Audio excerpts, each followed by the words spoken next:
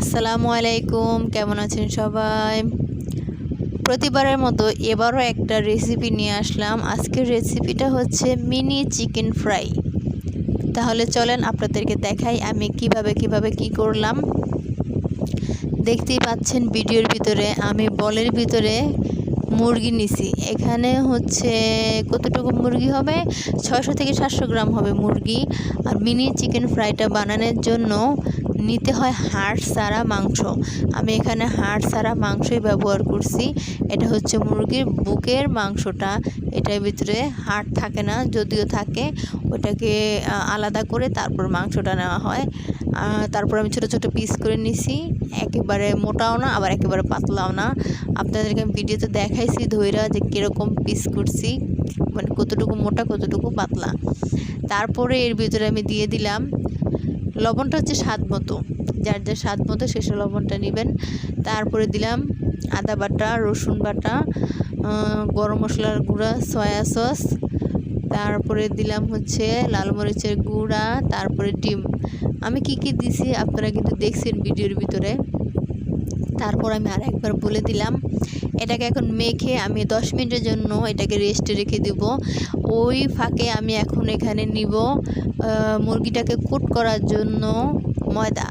এখানে ময়দা নিছি, তারপরে ময়দার ভিতরে দিব লবণ, লাল মরিচের গুঁড়া, সাদা গোলমরিচের গুঁড়া। এটাকে দিয়ে ভালো করে মিক্স করে তারপর মুরগিটাকে এটার মধ্যে রেখে আমি কুট করব। তারপরে যারা আর কি মিনি মানে পারফেক্ট দোকানের মতো মিনি চিকেন ফ্রাইটা বানাতে চান, বা অনেকে বানায়া ব্যর্থ হয়েছেন, পারফেক্ট হয় না, আমার ভিডিওটা দেখে আপনারা বানাবেন। আমি গ্যারান্টি ইনশাল্লাহ আপনাদের মিনি চিকেন ফ্রাইটা একদম পারফেক্ট হবে। উপরটা একেবারে ক্রিস্পি হবে, ভিতরটা একবারে জুসি ভাব থাকবে। তারপরে তো দেখেন আমি এখানে এটার উপরে বিছাই দিব। আর অনেকে দেখা যায় মুরগির মানে ময়দার উপরে মুরগিটা রাখা এটাকে আলতো হাতে মিক্স করে না, এটাকে আলতো হাতে মিক্স করা যাবে না, তাহলে এটা অতটা ভালো হবে না। আর যতটা মুরগির গায়ে ময়দাটা লাগবে ততই আপনাদের মিনি চিকেন ফ্রাইটা খুব মুচমুচে হবে, ক্রিস্পি হবে। আমি এটাকে ভালোভাবে চেপে যতটুকু সম্ভব মুরগির গায়ে এটাকে লাগাইতে হবে। এই যে দেখেন আমি কিভাবে কুট করছি, একদম এরকম হবে। আমার হাতটা দেখলে অবশ্য আপনারা বুঝতে পারতেছেন যে আমি কীভাবে এটাকে মিক্স করছি। তারপরে আমি আবার ফ্রাই প্যানে তেল আগেই বসায় রাখছিলাম তেলটা গরম হওয়ার জন্য। যেহেতু তেমন একটা গ্যাস নাই চুলায়, যতটুকু গ্যাস ছিল আমি তেলটা আগেই বসায় রাখছি গরম হওয়ার জন্য।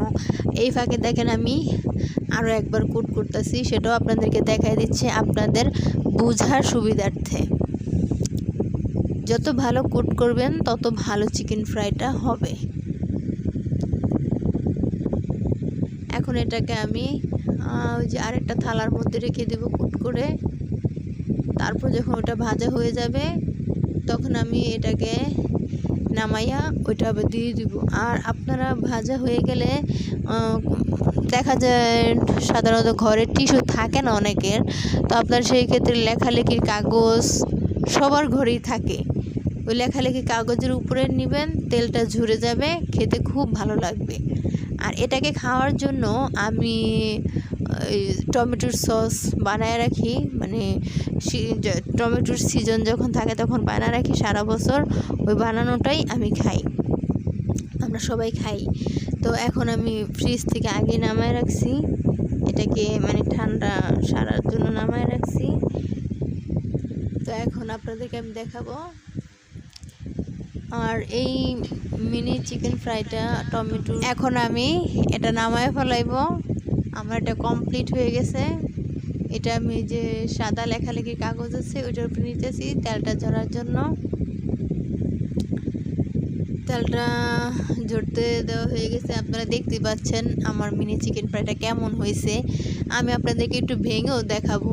এই যে দেখেন আমার চিকেন ফ্রাইটা কমপ্লিট। আর সবগুলা ভাইজা এই থালার মধ্যে জায়গা হয় না, যার কারণে যতটুকু জায়গা হয়েছে আমি অতটুকু থালার ভিতরে নিছি, বাকিটা অন্য একটা পাত্রে নিছি। দেখেন একবারে মুচমুচে হয়েছে। আমি খাইতেছি, আপনাদেরকে দেখাইতেও আছি। যখন ভয়েস দিতেছিলাম তখন আবার মনে যাচ্ছিল খাওয়ার জন্য। তো বানায় দিছি, বাসার সবাই অনেক খুশি হয়েছে, ছোট থেকে বড় সবাই। আজকের ভিডিওটা এই পর্যন্ত। সবাই ভালো থাকবেন, সুস্থ থাকবেন। আল্লাহ হাফেজ।